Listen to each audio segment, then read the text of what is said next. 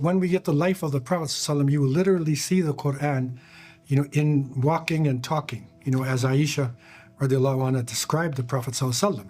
So therefore, it is of critical importance for people to go through the story, to live the experiences of the Prophet ﷺ, because these experiences are the base of revelation.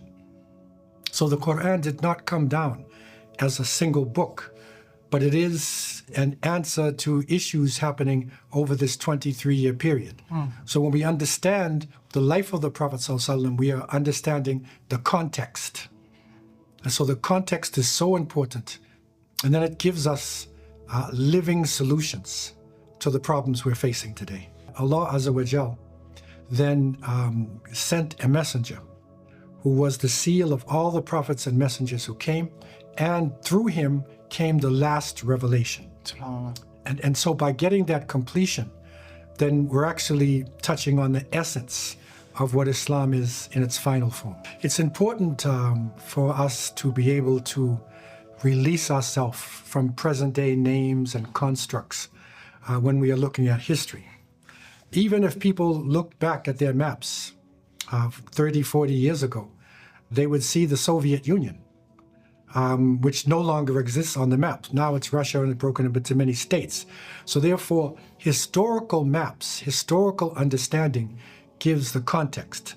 Now, we have to take a big leap back. We're talking about going back the time of the Prophet ﷺ, we're talking about the 6th century. And for the time before him, we're actually talking about the early part of this millennium, even BC, because this story goes into the time of BC, the ancient times. And so it's important to put it in its proper perspective. And by putting it in its proper perspective, then we understand the importance of the Arabian Peninsula and how it fit right in with the last revelation. So this is important to keep in mind all the time, is that this is going to be the base of the last revelation to all of humanity. So this is Jazirat al-Arab. This is the Arabian Peninsula. And Jazira is used in a sense that normally you think of Jazira as an island.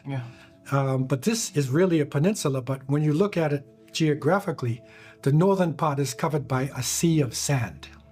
So it was literally cut off from the rest of the world. And it is in this desolate place, this ancient world, that the final revelation comes.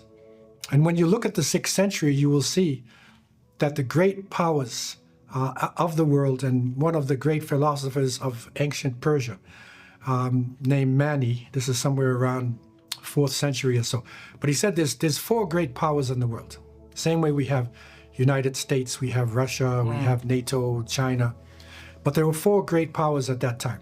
One was the Roman Empire, the other was the Persian Empire. The third was 3 kingdoms in China. So he was looking at the whole world. And the fourth, surprisingly enough, was in Africa. It was the Aksumite Empire. So that was considered to be one of the 4 great powers on earth. And then there was the Arabian Peninsula. But when you look at the world, you will see the Arabian Peninsula is sort of like a crossroads. It's sort of like in between these empires. The Arabs were generally seen as Bedouin-type people. Even the word Arab itself, Arabi, it does give the meaning of like a wasteland, somebody who's living in a desert. And generally the Arabian Peninsula was known, for that, except of course for the south. Now in the south where Yemen was there were great civilizations, although of course Yemen is still connected to the desert. But because of the frankincense and the myrrh and the spices coming out of the south, the Romans knew about civilizations, but they never gave it much weight because they are materialistic people.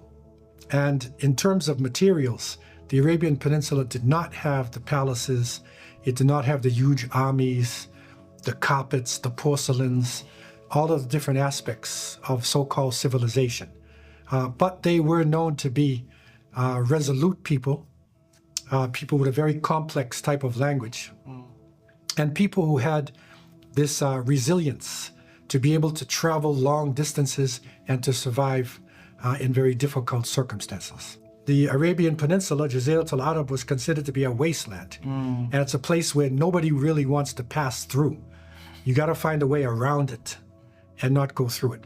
If we look at the world in terms of the chronology of the Earth and the shifting of the Earth, scientists tell us that there was a great valley called the Rift Valley.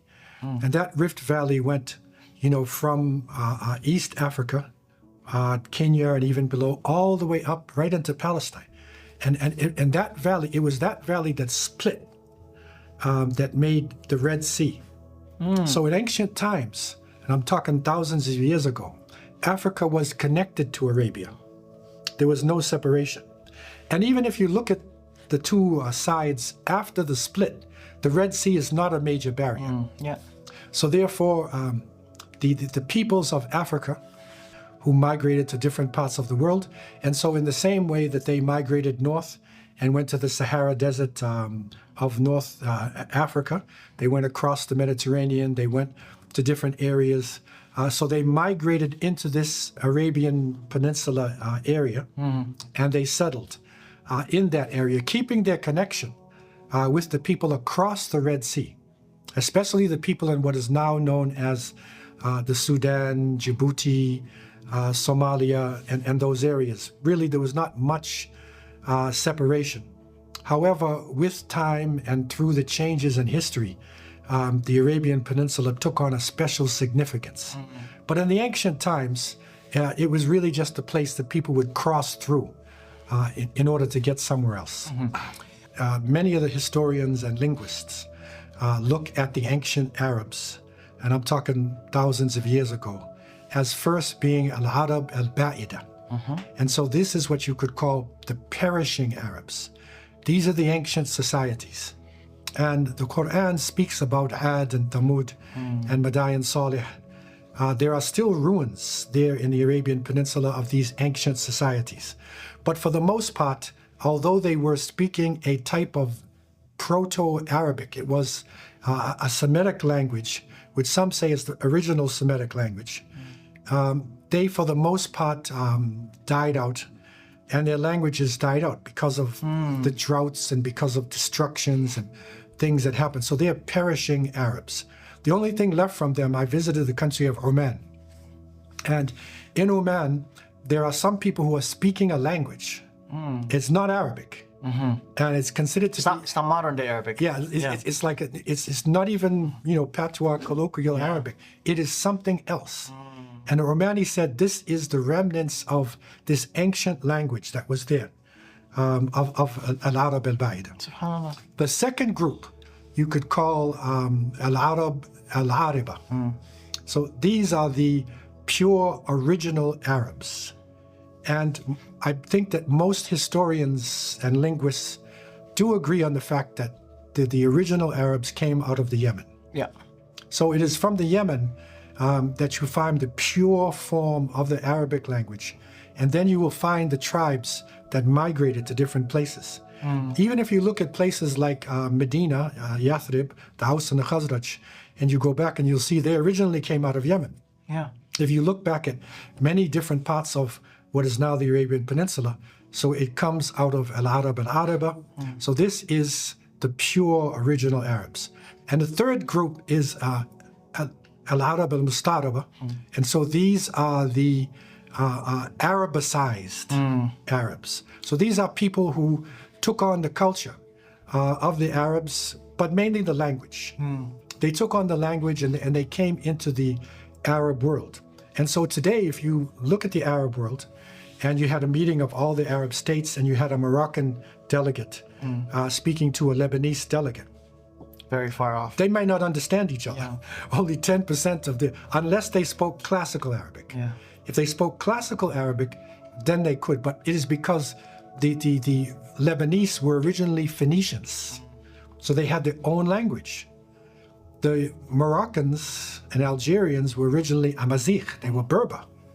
So they had their own language. And then they took on Arabic and gave it sort of their own accent, their own nuance, and whatnot. So these are the three groups, you could say, that make up what we now know as the Arab world. And when you look at the Arabian Peninsula, we'll see that 90% of it or more is Sahara, it's desert. And living in the desert requires resilience, courage, strength, and it requires unity. So therefore, it was natural for human beings to come together in strong units. And so it is these units that adapted to different sections of the Arabian Peninsula and defended their land and built their traditions and their customs, around themselves. And generally, they were an oral culture. Yeah. So they would also transmit, their lineage. And it became very important to them in terms of their lineage. And you'll see that, tribalism, or the fact that you're in a certain tribe, in some cases would save your life. So similarly with the Arabs, they would identify themselves through the tribes as a means of survival, subsistence, as a means of unity, as a means of bargaining with other tribes in order to form larger groups, which eventually could come into nations. But it starts with that family, and then it goes to a higher, stage. And I would say that really survival is the basis of it. It's not just a matter of pride. It's not racism, because Arabs are light-skinned, brown-skinned, dark-skinned. It's not really a racial group, but it's more of a subsistence group and a way to unite to survive this terrible climate. Because it is this protection system and it has its own honor based upon its leadership, they had a serious problem with intiqam, revenge. And once blood was shed between two tribes, they could fight for the next 50 years, which doesn't really make sense. But in a tribal honor system, it becomes very important. So that is the negative part, of the tribal, system. And then if a larger enemy is attacking an area, it would be easy to defeat them because they're broken into tribes. They're not united. Yeah. So therefore, they could never form a major entity, a major nation like the Persians or the Romans or the Aksumite Ethiopians. They couldn't do it because they were too divided into small factions and groups. So this really is a negative part. Sometimes people split hairs. They have these tiny differences, which are not really differences, but which keeps them divided for a long time. And so unless you have some uniting constitution or belief system, you will stay hopelessly divided. When you look at the Arabian Peninsula, we see Yemen in the deep south, and then of course, north, which is by Syria, and then this desert area, and then you have the Red Sea, which is on the west. And so there were trade routes that were going from the south to the north and from the north to the south. Generally, they would be trading the frankincense and the myrrh from the south, because in Oman and Hadramaut and these regions in the south in Yemen, they had this, type of incense. It's almost like Canadians have maple syrup. Yeah. And so you cut it off the tree, it drips. Yeah. So they had a type of syrup as well, but when you cut it off and it forms a very tough substance, if you burn it, it releases a smell that kills bad odors. And it's got sort of a spiritual nature to it as well. There's another form of luban that they have. There's another form that's a little bit gummy. Yeah. And so they would take it and they would cut a little piece off and then chew it. So that was your original chewing gum, your juicy fruits. Was actually first started down in the south. Yeah. And what's interesting about this is that you could travel thousands of miles with this substance in your bag and it's okay. It doesn't go bad. And so everybody wanted this. The Christians wanted it for their churches. The Buddhists, the Hindus, everybody wanted it for their spiritual centers, to have this smell. The rich and the famous wanted to have this smell for their houses, to keep their houses, having a good smell, and also their breath to have a good breath. So this became part of high civilization. So the Arabs would then trade it from the south. It would go along the coast, the Red Sea coast, and then to the north, and then they would trade, on the coast, mainly in the area called Gaza, today. And we will go more into Sham overall, later on. Yeah. But that's basically the area they would trade, up and down. The Romans and the Greeks and the Phoenicians, they would meet them on the coast. And then there, they would have different metals and, different objects that were needed, by the Arabs at the time, the leathers that were needed, and different, gemstones and things that the Arabs could use at the time. So it was a brisk trade that continued, for hundreds of years. So Mecca is really more it's going toward the center. Yeah.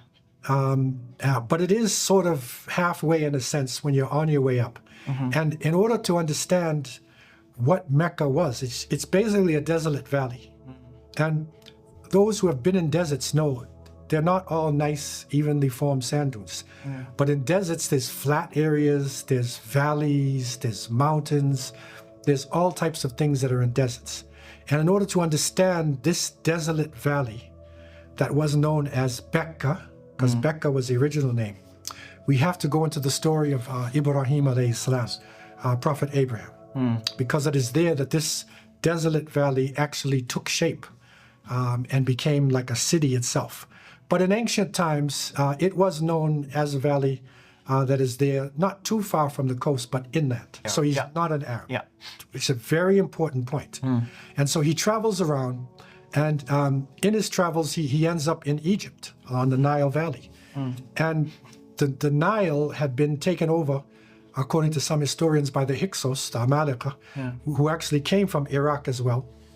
And it's a long story, but they eventually befriended him, and they had captured a number of Egyptians, because the Egyptians are African people, by the way, clearly. And they had captured, some of the nobility. And there are some accounts that say that he was given a princess from a royal family, Hajar was her name. And then later on, because Sarah could not have children, Sarah gave Hajar to Ibrahim as a wife. So at that point, Abraham had two wives. He had Sarah on one side, and he had Hajar on the other side. Yeah. And he went back to the Palestine area. Hajar actually got pregnant, and she conceived Ismail. Ishmael is known, in the Western world. Yeah. And so Sarah stayed in Palestine, and Ibrahim, with direction from the Creator, went south. And this is recorded even in the Psalms, in what is left of the Bible. Yeah. And Becca is the name that is being used. Becca is used also within the Quran itself.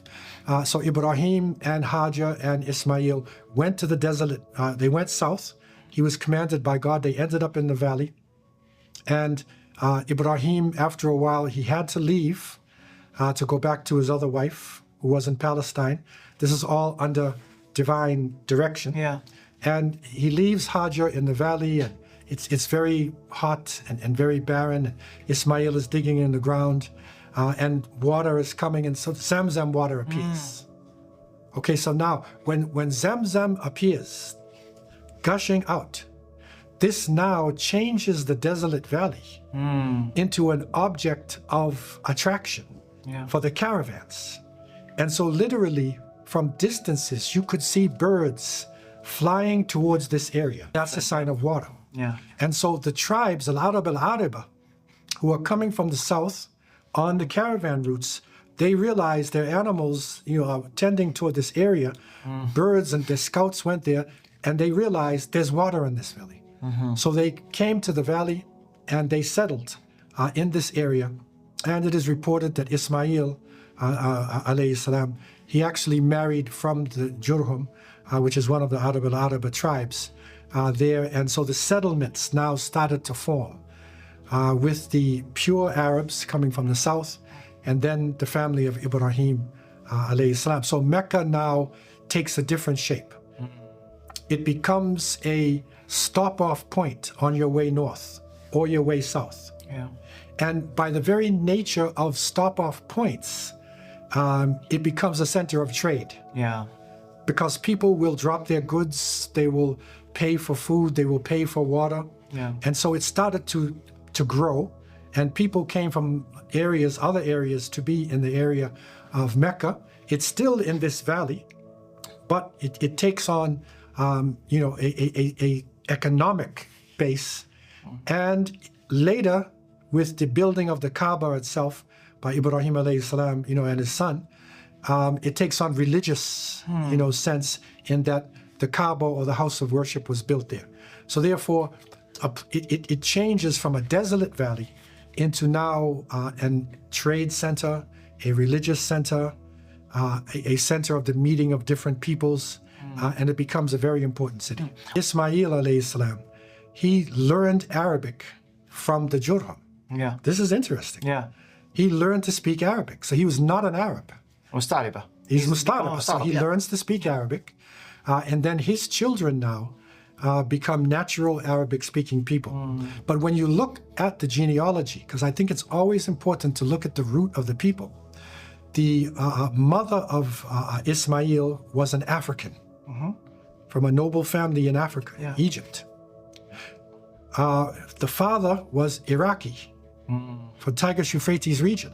So these are two major civilization bases.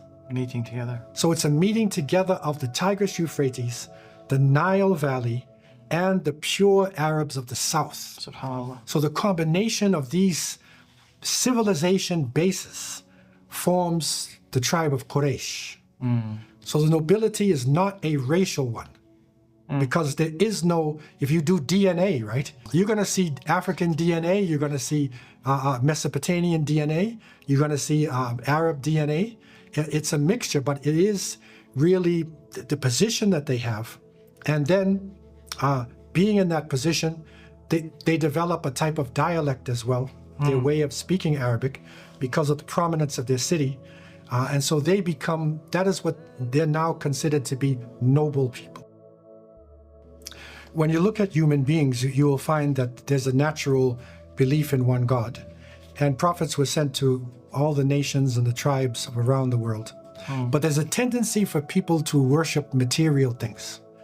And it is a human weakness in the sense that you follow your senses, your taste, your smell, your sight, your hearing. Yeah. And so sun worship was one of the biggest forms of worship in the ancient world. And also idol worship. Now, places where people live near rivers, they would tend to worship the river itself.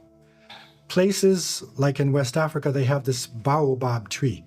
It has a very big base. They would worship this trees. In the desert itself, because you don't have a lot of physical objects in front of you, they would tend to move toward sun worship, or they would create their own idols. So literally they would form structures, because they didn't have the structures like the baobab tree or the great river or things like that. So they would form structures and they would worship to the sun through these structures, or eventually they would actually worship the structure itself. There are some traditions that say that there was, for instance, in a particular tribe, a great teacher who taught them to believe in one God, and when he died, then people wanted to continue, so they would talk about him. The next generation comes along and would say, okay, could you draw a picture of him or some sort of Remind us of him. And then eventually they would why don't you make a statue of him so we could actually know how he looked. The next generation comes along and the only thing they have left of this teacher is the statue, so they start to worship the statue. And many idol worshippers will tell you that we're not just worshiping the idol, we're worshiping the creator through the idols. And that's shirk. So that is when you associate partners with God. You do believe in an eternal being. And the word Allah, the concept of Allah, was amongst the Arabs. But they went through the different idols and the demigods that they had in order to get to the creator, and that is classical polytheism. So even though the Kaaba itself was established by Prophet Ibrahim alayhi salam for the belief in one God, with this generational weakness that people have, they went back into this idol worship in order to deal with the different issues facing them. The Arabs who traveled north and did business with the Byzantines, with the Romans and the Greeks, they came in contact with Christianity because we recognize the fact that in 325 AD, Constantine, who was the Roman emperor, okay, the power of Rome shifted from Italy to Constantinople.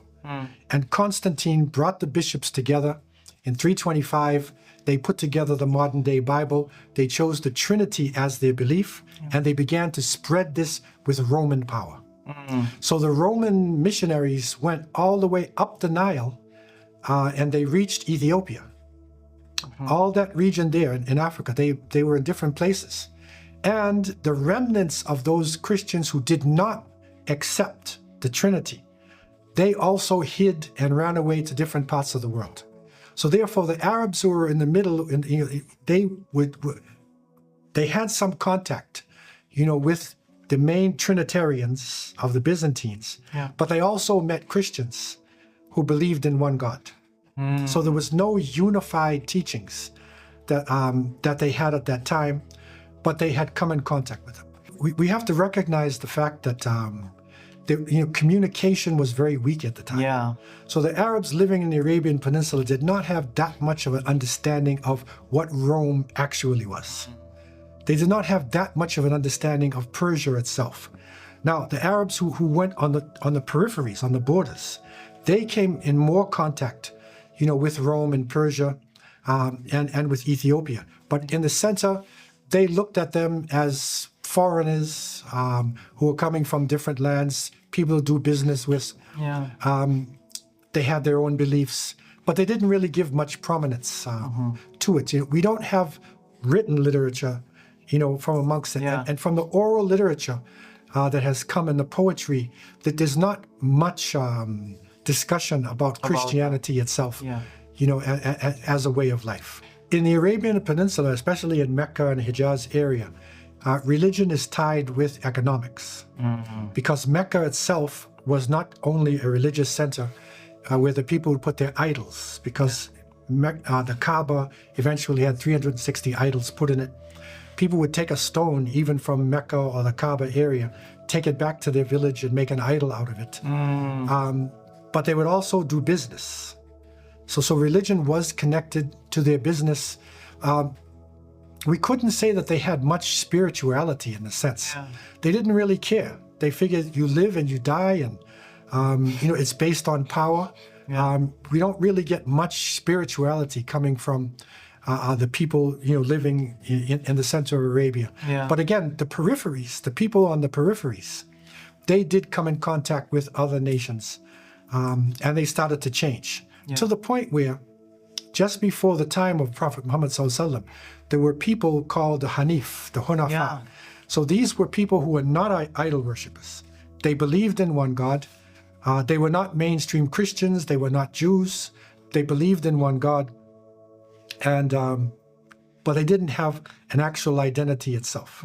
You also have in the south, in the Yemen, because of Yemen being in the south and the trade routes, at some points they were conquered by the Persians, and there is discussion about a Jewish king, Dhu Nuwas, who took over in the Yemen area. So Judaism was there, and then the Christianity of the Ethiopians came across. So down in the south, there was contact that's different than in Arabia, but because of the lack of communications, what goes on in Yemen doesn't affect the people really in the center of Arabia.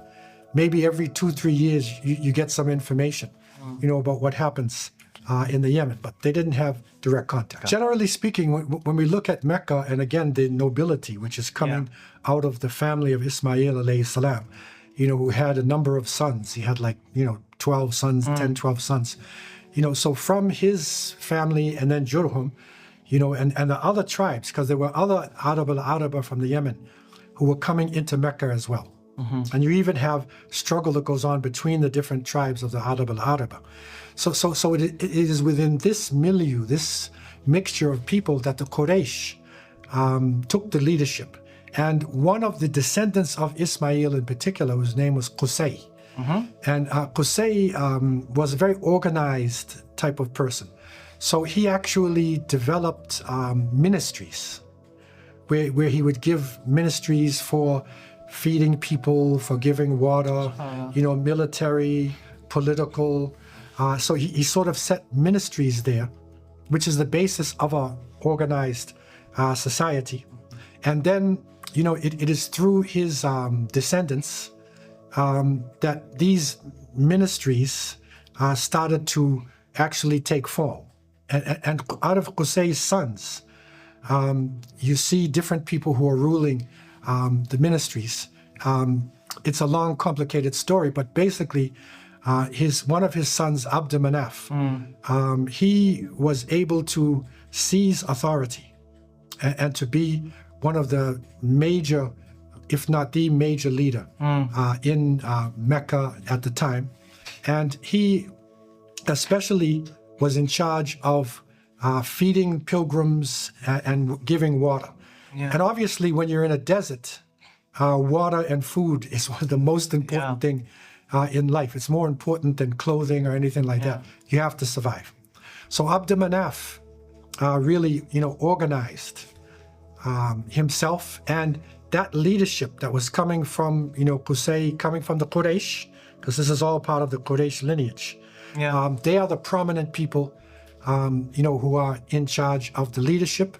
You have the masses of the people who are there, but the ones who control the ministries are coming from the Quraysh, coming from Abd Manaf's family. They even struggle with each other. Some of them, Abdul Dar and Abdul Uzza, they struggle with Abd Manaf.